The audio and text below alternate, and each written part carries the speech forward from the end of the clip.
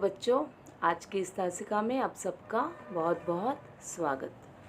बच्चों, आज हम आपके पाठ्य पुस्तक में जो कविता है वीरों को प्रणाम, इस कविता का अभ्यास करने जा रहे हैं। बच्चों, यह कविता वीरों के और शहीदों के ऊपर आधारित है।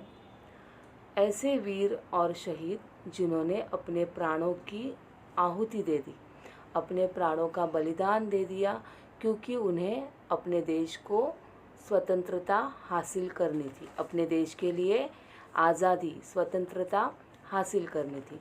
तो ऐसे वीरों और शहीदों को प्रणाम करने के लिए कवि ने यह कविता लिखी हुई है। और यह कविता उन सैनिकों के लिए भी है जो आज भी सीमा पर हमारे देश की रक्षा करते हैं। तो बच्चों, आज हमारा जो देश है वह आज़ाद हो गया है, स्वतंत्र हो गया है। आज हम आज़ादी की खुशी महसूस करते हैं, लेकिन यह आज़ादी हमें बहुत मुश्किलों के बाद मिली है। बहुत सारे देशभक्तों ने, वीरों ने, शहीदों ने इसके लिए अपने प्राण अर्पण किए हैं। देश को आज़ाद करने के लिए सैकड़ों देशभक्तों ने अपने प्राणों की आहुति दी है। तो ऐसे वीरों को प्रणाम करने के लिए ही कवि ने ये कविता लिखी हुई है। तो पहले क्या करेंगे बच्चों, हम क्या करेंगे, कविता का एक बार वाचन करेंगे। देश की मिट्टी का कण कण है, जिन्हें प्राण से प्यारा, प्रणाम ऐसे वीरों को सौ सौ बार हमारा। यह ऐसी धरती है जहाँ पर गंगा जमुना बहती, देश पर मर मिटने की हरदम धुन सी रहती। वीरों के बलिदान से चमका हिंद वतन का तारा, नमस्कार ऐसे वीरों को सौ सौ बार हमारा। यह आज़ादी नहीं मिली है हमें किसी से भीख में, सीखा हम लोगों ने कुछ तो प्राणार्पण की सीख। देश की मिट्टी का कण कण है, जिन्हें प्राण से प्यारा, प्रणाम ऐसे वीरों को सौ सौ बार हमारा। अब हम ये कविता समझ लेते हैं बच्चों। जिन्हें देश की मिट्टी का कण कण अपने प्राणों से भी अधिक प्यारा है, अपने प्राणों से भी अधिक प्रिय है, ऐसे वीरों को हम क्या करते हैं, बार बार प्रणाम करते हैं, सौ सौ बार प्रणाम करते हैं। क्योंकि ऐसे बहुत से वीर हो गए हैं बच्चों, देशभक्त हो गए हैं, जिन्होंने इस देश की मिट्टी के लिए अपने प्राणों का बलिदान कर दिया। अपने प्राणों की परवाह उन्होंने कभी भी नहीं की, न अपने प्राणों की परवाह की, न अपने परिवार के बारे में कुछ सोचा। सिर्फ अपने प्राण उन्होंने अपने देश के लिए न्यौछावर कर दिए। तो ऐसे वीरों को हम क्या करते हैं, बार बार सौ सौ बार प्रणाम करते हैं। यह ऐसी धरती है जहाँ पर गंगा जमुना बहती, देश पर मर मिटने की हरदम धुन सी रहती।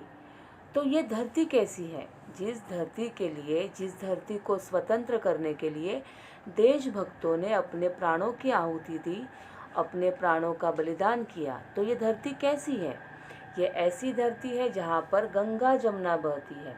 आपको पता है बच्चों ना, गंगा नदी कितनी पवित्र है। तो ये गंगा नदी, उसके साथ ही जमुना नदी, ये कहाँ पर बहती है, इसी देश में बहती है। और देश पर मर मिटने की हरदम धुन सी रहती है। तो क्या होता है, ये जो लोग हो गए हैं ना, जिन्होंने अपने प्राणों का बलिदान किया, उनके मन में हमेशा एक ही धुन रहती थी। कौन सी धुन, तो हमें अपने देश के लिए मर मिटना है, अपने देश को स्वतंत्र करने के लिए हमें मर मिटना है, यही धुन रहती थी। धुन रहना मतलब क्या, तो उनके मन में यही तीव्र इच्छा होती थी कि हमें अपने देश के लिए मर मिटना है, अपने देश को स्वतंत्र करना है। बच्चों, यह ऐसी धरती है जहाँ पर गंगा जमुना ऐसी पवित्र नदियाँ बहती हैं। यहाँ के लोग देश पर मर मिटने के लिए हर दम तैयार रहते हैं। वीरों के बलिदान से ही दुनिया में हमारे देश का क्या हुआ है, नाम रोशन हुआ है। तो ये ऐसी धरती है। वीरों के बलिदान से चमका हिंद वतन का तारा, नमस्कार ऐसे वीरों को सौ सौ बार हमारा।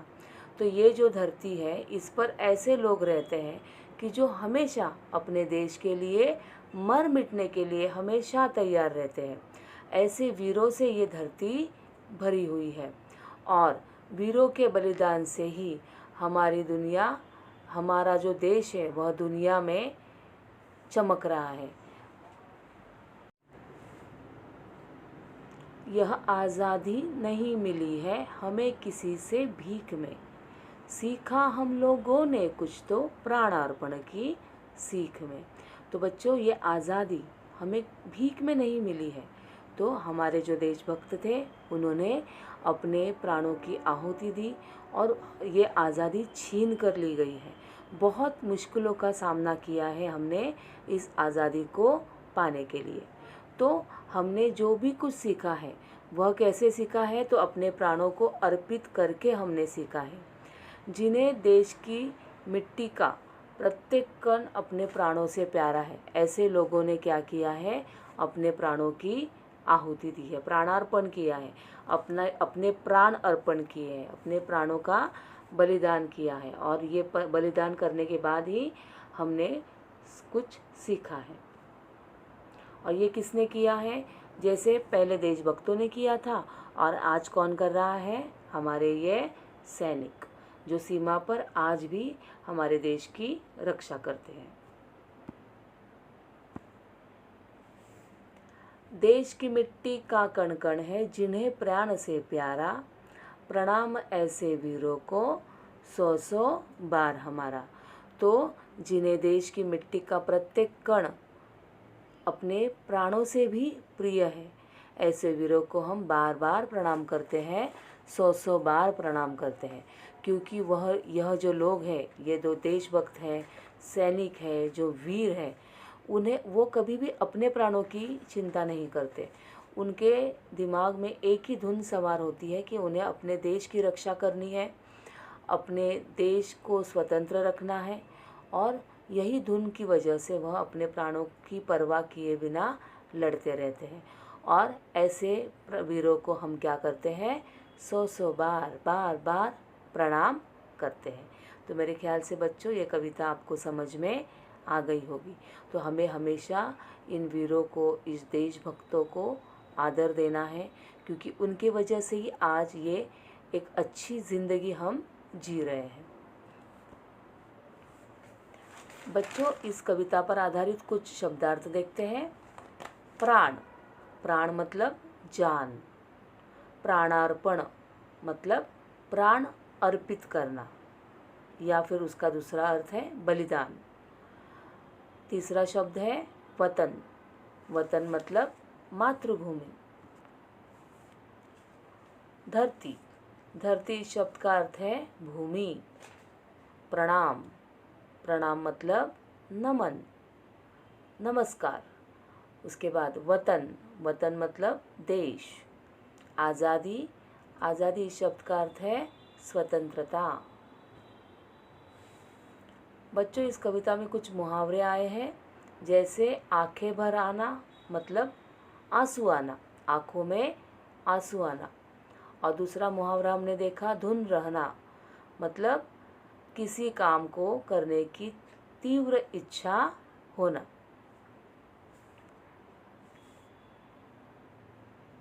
कुछ प्रश्न देखते हैं इस कविता पर आधारित।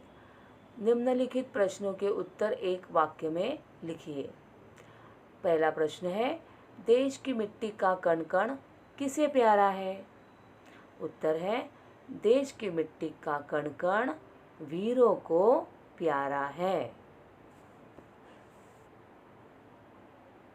दूसरा प्रश्न देखिए, वीरों को किस पर मर मिटने की धुन लगी रहती है? उत्तर है, वीरों को देश पर मर मिटने की धुन लगी रहती है। विरुद्धार्थी शब्द देखिए बच्चों, देश, इस शब्द का विरुद्धार्थी शब्द है विदेश।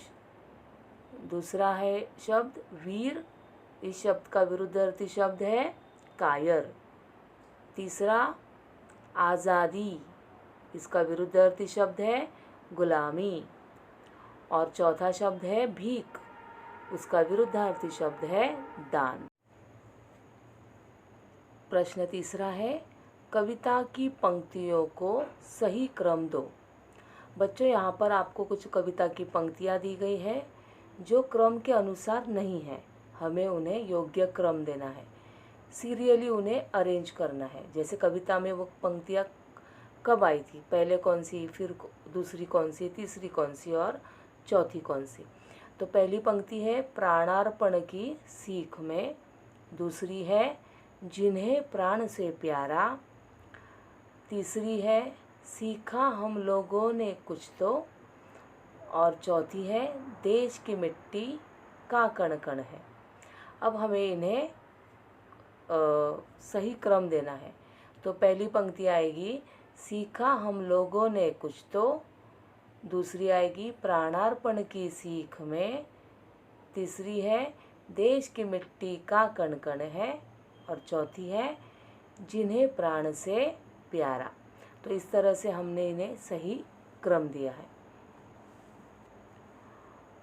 प्रश्न चौथा है बच्चों, समानार्थी शब्द लिखिए। पहला शब्द है प्रणाम, जिसका समानार्थी शब्द है नमन। दूसरा शब्द है वीर, समानार्थी शब्द है बहादुर। तीसरा शब्द है धरती, इसका समानार्थी शब्द है भूमि। चौथा शब्द है वतन और उसका समानार्थी शब्द है देश। पांचवा शब्द है आज़ादी और इसका समानार्थी शब्द है स्वतंत्रता। तो बच्चों, अब हमने ये कविता पूर्ण कर ली है। आप क्या करोगे, इस कविता को मुखर कर लोगे, मतलब बाय हार्ट करोगे। उसके बाद ये कविता आप अच्छी सुंदर हस्ताक्षरों में आपकी नोटबुक में लिखोगे और इस पर आधारित जो प्रश्न हमने दिए हैं, प्रश्न उत्तर, वो भी आप नोटबुक में लिखोगे। तो बच्चों, मिलते हैं हमारी अगली तासिका में। धन्यवाद।